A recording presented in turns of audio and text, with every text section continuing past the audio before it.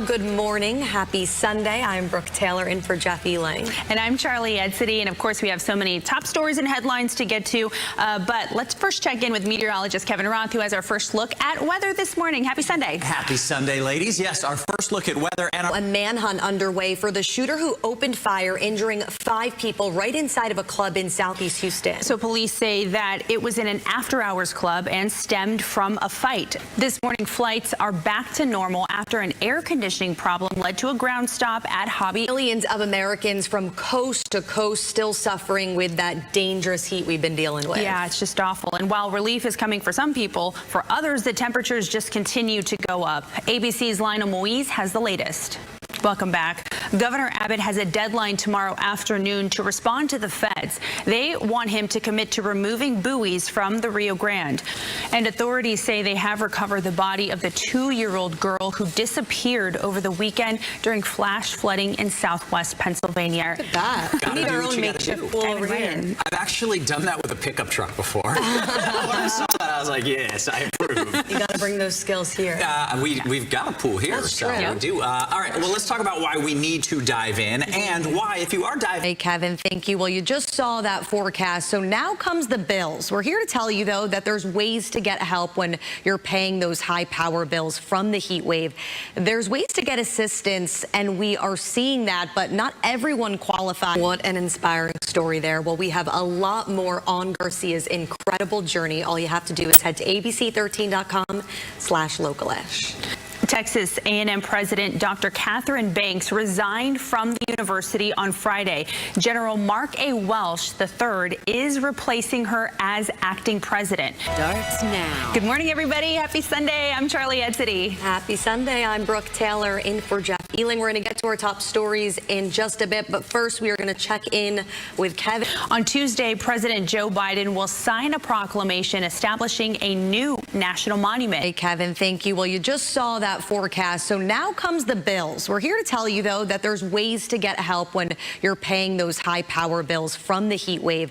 There's ways to get assistance, and we are seeing that, but not everyone qualifies. Good morning, everybody. Thanks so much for joining us here on your Sunday morning. I'm Charly Edsitty. And I'm Brooke Taylor in for Jeff Eling. Well, Nick, for that live report. Well, more breaking news. A pilot has died after a plane crash in West Harris County. That crash also took out some power lines and caused power outages for some.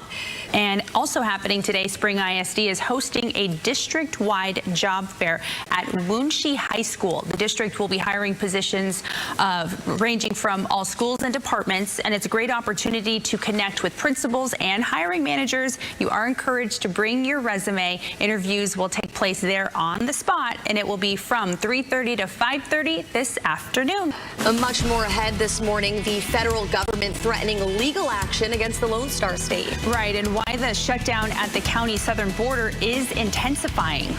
New this morning, an entire island in Greece has been evacuated due to wildfires. You can see all of the damage here. So this is video from the tourist hotspot of Rhodes. Officials say 2,000 people, including the tourists, were evacuated. Tens of thousands are sheltering in schools and indoor stadiums, and officials say the fires are being fueled by really strong winds, and so far there are no reports of any deaths.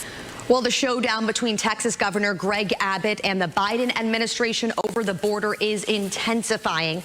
The Department of Justice has been given until tomorrow to remove a floating barrier in the Rio Grande River. Mary Alice Parks explains.